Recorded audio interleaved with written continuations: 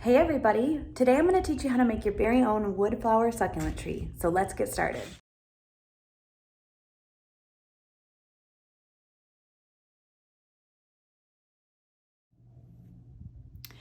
Okay, so before we get started, the first thing you're going to want to do is grab some paper towels or newspaper or something that you can make a good work surface with that will soak up all of the water from the dipped flowers. So I like to use these shop rags. You can really use anything that you have on hand. You want to kind of create yourself an area for the flowers to dry once they've been dipped. And if you're doing multiple colors, you're probably going to want a separate area for each of those colors to dry. That way the colors don't get muddied up together or bleed onto each other while the flowers are drying. The next thing you're going to want before we get started on dipping is some bowls or some cups for mixing your colors. I like to use these plastic soup containers because it's easy to see which color is inside. It's also easy to see when it's time to add more water or when you have a lot of the dye sitting on the bottom of the container. So these you can pretty much get at really any restaurant supply store. You can get clear bowls like this at the grocery store. You're also going to want either some whisks or some plastic forks for mixing up your color, and then obviously some water. It's best to use room temperature water. Hot water can damage the flowers if it's too hot, and cold water sometimes doesn't absorb the color very well into the flowers. So I like to use room temperature water. Okay, so once you have your supplies, the next thing you are going to want is your containers of color for mixing your dye. I have 3 different colors that I'm going to be using today. This light color is called Rustic Charm, which is a light green. The next one is Hollow Hill, which is a darker kind of grayish green. And then Wondrous, which is more of like a muted, almost like a tealy green.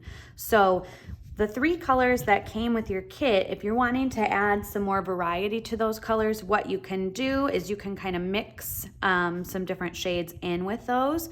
So once I get my 3 colors in these containers, if I want to add a dab of the Wondrous or something else to kind of darken this up a little bit, I can. The other thing you can do too, like if you're feeling like one of your colors is maybe too bright, is do a dip, one dip with your flower in one container, and then you can let that dry and dip it into a different color as well. So you can kind of have a little bit more variation than just the 3 separate colors. Sometimes these can be a little tricky just because the paint's on the thicker side. You can even just let these kind of sit in here for a while to drain out, or if you have a skewer or something that you want to use to get the colors out, you can do that. But we're going to get all of the colors out of the jars, and then we're going to mix them with some water, and I'll show you the right consistency for mixing your colors. Okay, now once we've got all of the color out of the bottles, one of my little tricks that I like to do is add a little more water into the dye container and then put the cap back on that and kind of shake it up a little bit. This is going to help kind of loosen up any of the remaining dye or paint in the container and get all that we can out of there.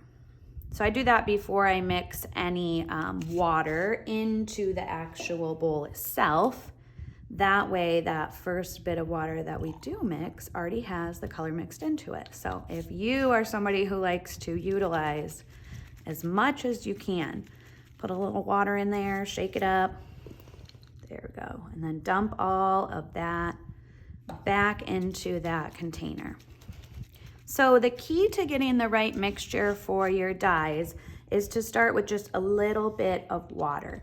We want the colors to be nice and vibrant. We don't want them to look washed out, but we also don't want the mixture to be too thick, like a soup consistency.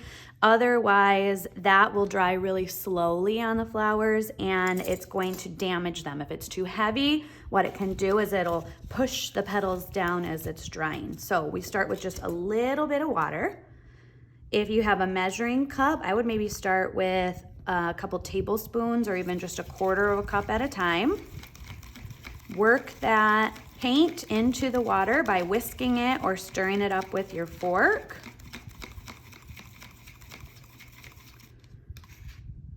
Okay, and then add just little bit. So we're gonna need more water than that so that we can dip our flowers in there. And then what I always like to do is to test it with one of our flowers. So we're gonna end up dividing all the flowers between all 3 colors, but I'm just gonna choose one to start, and it's best to try it on one of the skinless flowers that doesn't have any bark. We're gonna toss this one in the mixture. All right, that is looking good. Gonna let all that color run out. Now what happens if you accidentally add too much water and you don't have enough paint to mix more in to make your color darker? Now that's okay. What you're going to want to do is just do a second dip on your flowers. So that means you're going to dip your flower in the container like I just did, and then you need to let it sit and dry to the touch, and then you can repeat that process. You can dip it in again. That's just gonna make that color a little bit richer, a little bit more vibrant. And like I mentioned earlier, you can dip it in a different color if you want to kind of alter the color as long as it's dry to the touch. So we'll test this. This was the Rustic Charm. That looks good. Let that one dry. And then this last one is the Hollow Hill. Now with darker colors, you wanna do less water no matter what. That way, that rich tone stays nice and true once you're dipping. So if you're working on the kit that has all 3 trees, you're gonna have larger jars of dye. If you chose just the 3 colors, you'll have those same containers if you did multiple colors, if you did like 4, 5, or 6. And we'll try one in here. All right. You want to make sure as you're working that you keep these stirred. You can see like right here, there's a little bit of paint. That just means that I need to do a better job of whisking on the bottom of my container. Probably add a little bit more water in there too. All right, we are ready to get started on our flowers. All right, so the first thing you're gonna wanna do is choose one of your dye colors to start with, and you're gonna take about 1/3 of your flowers to mix in with that color. So you want an even mixture between the large and small flowers, as well as the flowers that are skinless and the flowers that have bark or wood dye on them. Now, if you're not particularly fond of the flowers with skins, I would recommend dipping those into your darkest color. So for me, that would be this one, the Hollow Hill that we're working on right now. And then if you want your overall tree to have a dark look, do the majority of your large flowers in that dark color. So a lot of my flowers are gonna be dipped in this color right here, the Hollow Hill, and then I'm gonna let them dry off to the side. I'm gonna do the next majority in that Wondrous, which was that kind of muted green. And then I'm only gonna do a few in the Rustic Charm to kind of add little pops here and there. So when you're getting ready to dip your flowers, just make sure that, again, you've got that nice area to let them dry with paper towels. Whisk your color up as much as you can. And then you're just gonna dunk your flowers into that water mixture. Get as much of the moisture off as you can, especially on the back of the flower, since that is where they're going to be glued on the cone, and they need to be 100% dry before we can glue them onto the cone. You want to submerge the whole flower so that the whole thing gets covered all the way around, and sometimes it's helpful to kind of fan these petals open a little bit. That way, if we need to add a little more dye in there, like you can see right in here, it needs a little bit more, you can dip that back in too. And then get as much of that moisture off. So this is one that has the skin around the edge, that little bit of bark. These always look best in the darkest colors, since those brown spots are gonna stay brown once they're dyed. Now, as you're putting your flowers onto the paper towel or wherever you're gonna have them dry, make sure that you're putting them face up. That way the bottoms will be drying on those towels. We're gonna do about half and half. So you are going to let them sit like that for maybe about a half an hour so that the tops can dry. Once the tops are dry, we'll flip them over so that if you have a fan or something going, the bases of the flowers will dry, since again, that's what we want to be nice and dry for gluing to our cones. So I'm gonna go ahead and dip the rest of these and then switch colors.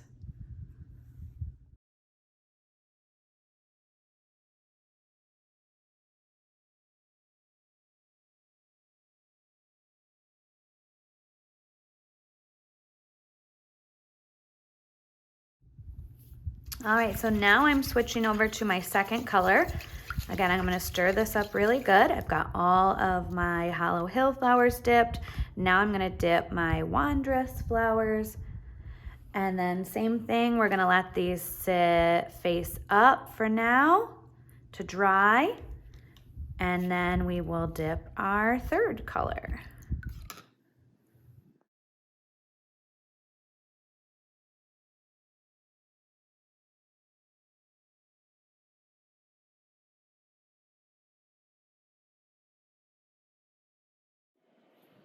All right, so now I've got all of my flowers dipped. I'm going to let them dry for about half an hour, and then I'm gonna come back and see if there are any that I either wanna dip in a different color or if they need a second coat of the color that they have. Now, if you are wanting to save these mixtures and use them again, if you're gonna use them right away, you can go ahead and leave them out. But if you have lids that can go on top of the container, these colors can store for up to 2 weeks in the refrigerator. Just make sure that you stir them up really good and that you let them warm up to room temperature before you use them again. If you're ever storing a color and it starts to have an odor to it, that's how you know that the color is all done and it's time to start over. So we're gonna let these sit and then we're gonna check back. All right, so I am just gonna check in on my flowers and see if they're feeling dry, which the tops are feeling dry, which is good. So we're almost ready to flip these over. I'm just gonna do another quick dip on some of these. This green is really bright compared to the other colors that I have here. So what I'm gonna actually do is I'm gonna grab my Wondrous and I'm gonna mix that up again really good. And I'm gonna toss these light green flowers into some of this color to kind of bring that tone down a little bit. So I'm gonna start at the top with my driest, and it's just the same thing. You're just gonna dunk those in there. Now you're still gonna see a little bit of that green showing through underneath, which is just fine with me.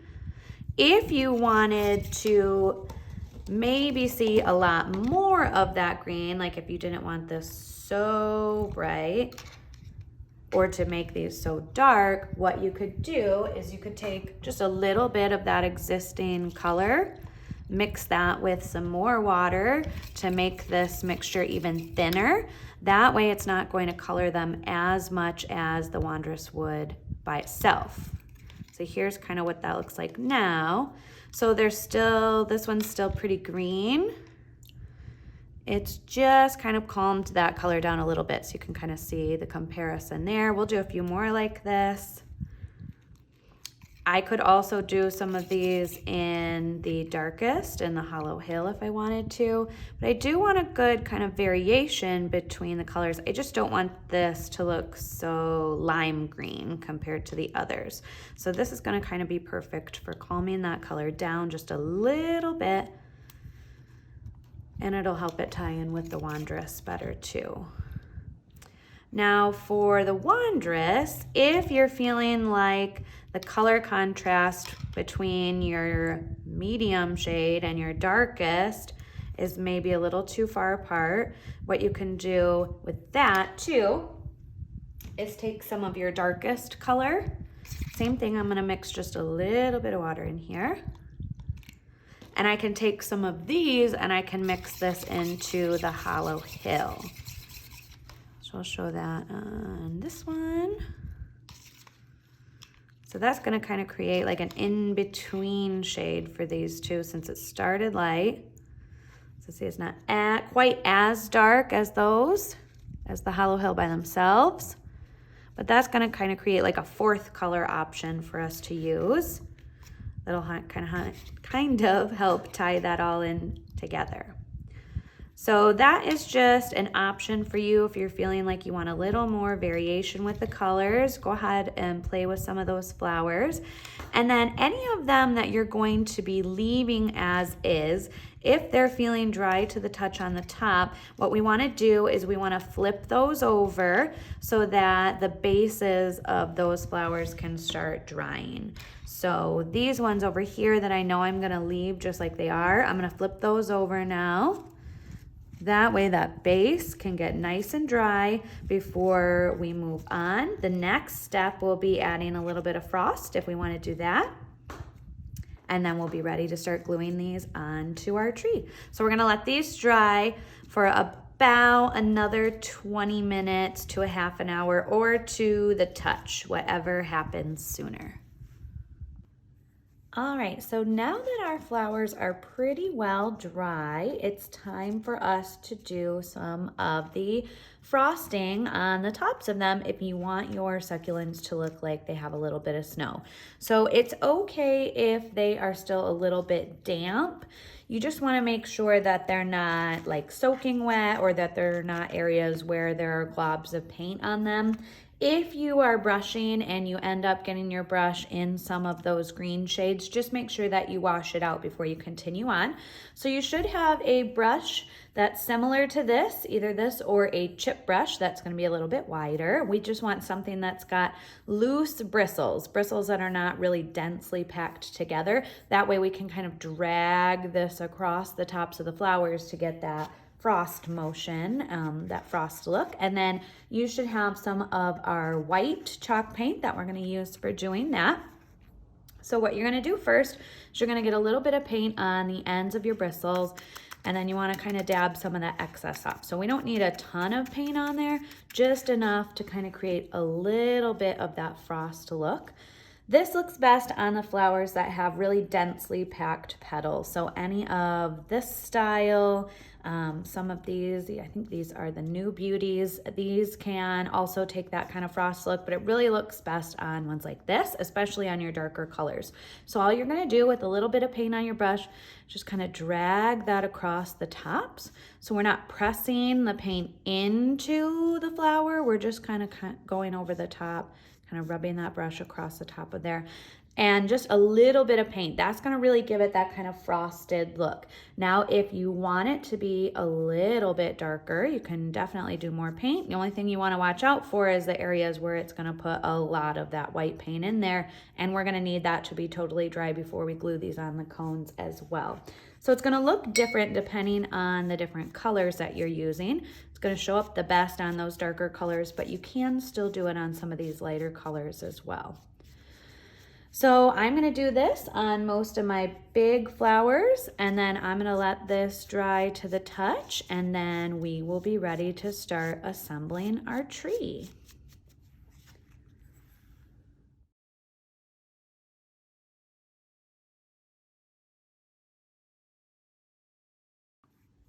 All right, so now that we have all of our flowers frosted and those are dry, it is time for us to start assembling our tree. So go ahead and plug in your hot glue gun at this point. So what we're gonna do is we're gonna start with our bare cone, and we're gonna alternate the size of the flowers as we go up the cone. So if we're looking at our sample tree, you'll notice that we started with the large flowers at the bottom, but we did alternate between large, medium, and small. This is going to kind of vary the flowers as they go up on the height of the tree. We wanted to make sure that we retained that cone shape as we go up. So if we had started with all small at the bottom and then had all skinny at the top, it would have kind of this tapered look. So it's good to make sure that you're alternating the sizes as you go. You don't want to leave all of the big flowers on the bottom of the tree. And another thing you want to watch out for is alternating the colors too, and I'll talk a little bit about that as we get into it. So what we're gonna do is we're just gonna start with one of our large flowers. Now, I know I mentioned this earlier, the flowers need to be totally dry before they'll stick to the cone. So you might find that as you go, some of your flowers fall off, and that's okay. They just need a little bit more time to dry before you can stick them back on there. We just wanna make sure that our glue gun is on and that it's nice and hot. And then we're going to put glue on the base of each flower. So a good amount of glue.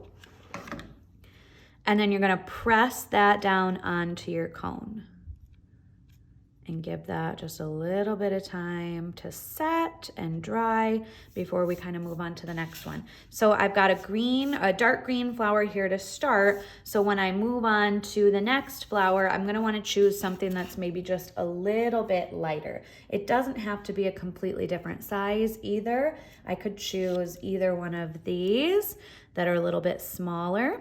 And you want to leave a little bit of space in between the flowers too. We don't want to crowd the flowers. That's where the moss and the pine cones will come in. So if you're pushing them too close together, you're going to run out of flowers by the time you get to the top of the cone. So just keep in mind that we will have room for moss and pine cones to go in. So it's the same thing. We're going to put some glue on the base of the flower. And then we're gonna press that down really good on our cone. Give that a little bit of time to set.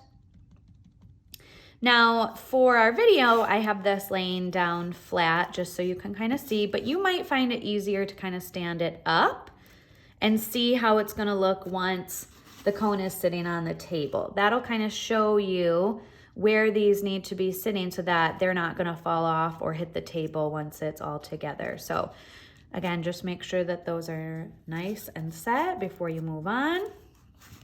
So I'm gonna choose a different flower type now for this next one.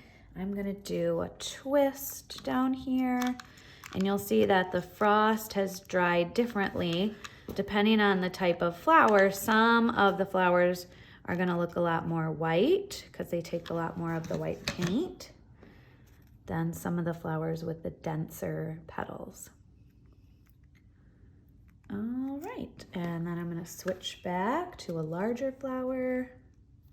You can also alternate too if you did not do frost on all of your flowers. Alternate between frosted and unfrosted. That way you've got a good variation going on. Okay, so we're almost done with kind of this first loop around here. So I'm gonna grab one that does not have any frost on it and is a little bit of a different look. This is one of the flowers with skin on it. So we're gonna put that right here on the base of our cones. You can kind of see that we've got a few spaces where we're missing a couple of cones, or sorry, a couple of flowers. Let's go in with another large flower now.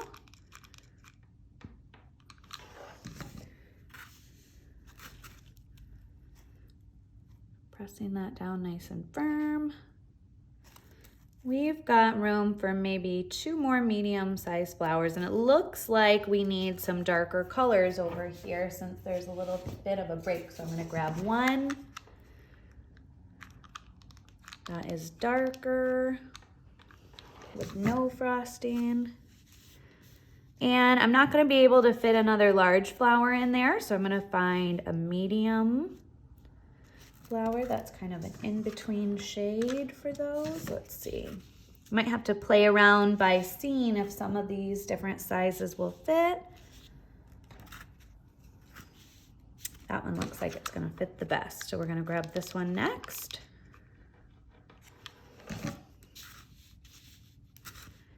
And there we go. We've got our first ring done around the bottom of the cone. So now we're gonna repeat that process as we move up the cone. All right, so now that we've got our first layer of our cone done, we're going to come in and we're gonna start filling in some of the gaps in between the large flowers with some of our small and medium flowers. So I've pulled some over here that will work for these small gaps. So now we're gonna go right in between these two large flowers, and this is gonna help fill in the space the best. Kind of offsetting right in between the little hole that these two flowers would make. And same thing, you wanna alternate between large to medium, and you can use some of the mini flowers here if you need to as well.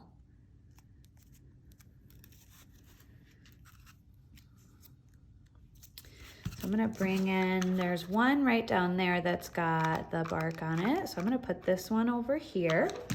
Now is really where we start getting into alternating those different types of flowers and the colors. So I didn't want to have two that had bark too close together. So this is going to be a spot now where I can bring a large flower, and you're going to see right here that it's going to leave a little bit of the gap where you can see the foam. That's going to be a great spot for me to add moss and to add a pine cone later on. So really the pine cones are not sitting on top of the flowers. They're kind of wedged in the spaces that the flowers create depending on the different types of flowers that you add. So that's where we'll put some moss, and we'll put a pine cone in there to fill in those spaces. Just kind of keep an eye on your glue gun too. You're probably going to need to add a few of those glue sticks as we go. You want to make sure that your glue stays nice and hot, especially if your flowers aren't 100% dry. That way we don't run the risk of any flowers falling off the cone. Again, if that does happen, you'll just need to add a little bit more glue, and then you can pop them right on there. So I'm gonna go ahead and finish this and a few more rings, and then we'll check back in at the top of the tree.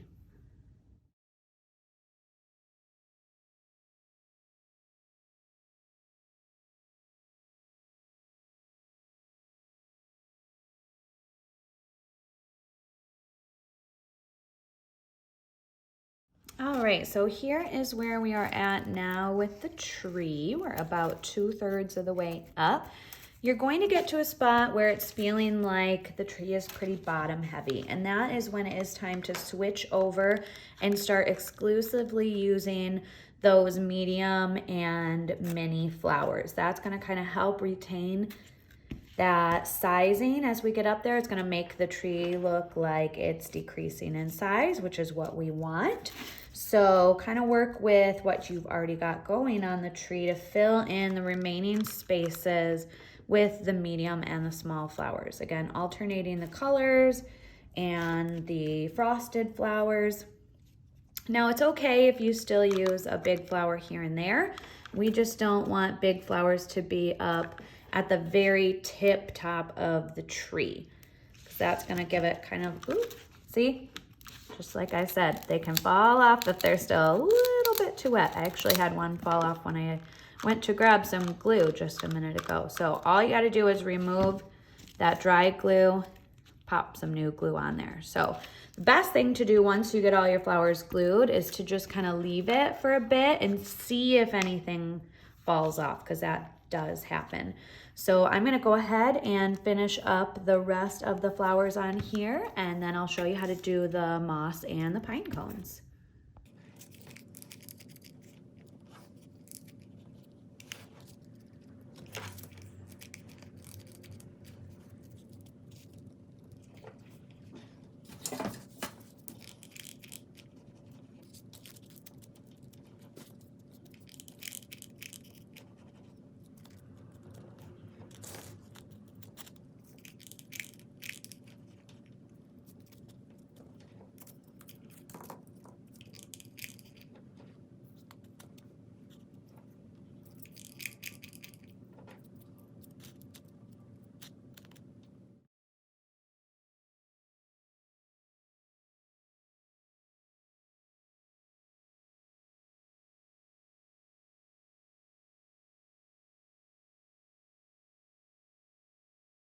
All right, so now that we've got all of our succulents glued on our tree, including one at the very top there for our star to connect to, it's time for us to go in and find spaces where we can add moss. Now this is the messiest part of the process, And you want to make sure that you do leave your glue gun plugged in, because you may need this for gluing down the moss, but you'll definitely need it for adding the pine cones next. So you're going to take out a chunk of moss out of your bag, and you're going to kind of break that up a little bit. And sometimes you might find that it's helpful to have like a pencil or a skewer or something long that you can use to kind of tuft the moss into these little crevices. So what we're gonna do is we're gonna look on our tree and find any areas where we can see the foam, where we can see a lot of the foam. So just kind of turning the tree very carefully. So like right here would be a great spot for us to add some moss. We want to be really gentle with those flowers. We don't want them to fall off the tree. We also don't want to damage them as we go. So down here, I can see a little hole right in here too. This is going to be a good spot for me to use the skewer to kind of poke in there. And it's okay if the moss hangs out. That's going to give it kind of more of that natural look. We just don't want to like overload the tree with moss. We want to make it look natural without being too overpowering. So just adding kind of little bits here and there. All right, so then as far as the pine cones go, the pine cones can do the same thing. They can go right in these little holes. I kind of find that if there's a large hole, usually a pine cone will fill that space better than the moss will. So like right here would be a great spot for a pine cone to go. I could put a little moss in there too, but I'm guessing I'm gonna have to add a little bit more up there in that space. So all you're gonna wanna do is take your pine cones, put some glue on the end, just like you would with your succulents, and then we're just gonna pop that right down in that little space there. Watch for those little strings as you go. I know that's kind of the hazard of using those glue guns. Here's another great spot for a pine cone, since we already did some moss right next to that spot. I'm gonna add a little pine cone in there. Now you can add whatever little embellishments you want. If you wanna do like some little holly berries, you can do that. If you're not into moss, you definitely don't have to. We need a little bit down here at the bottom. If you're thinking you want to glue the moss in there, you definitely can do that too. If you're worried about the moss falling out, just make sure that you glue right to the cone. It's hard sometimes to put glue on the moss and then try and tuft that in there. So we're just gonna kind of repeat that process over the whole tree, and then we'll see how it looks afterwards.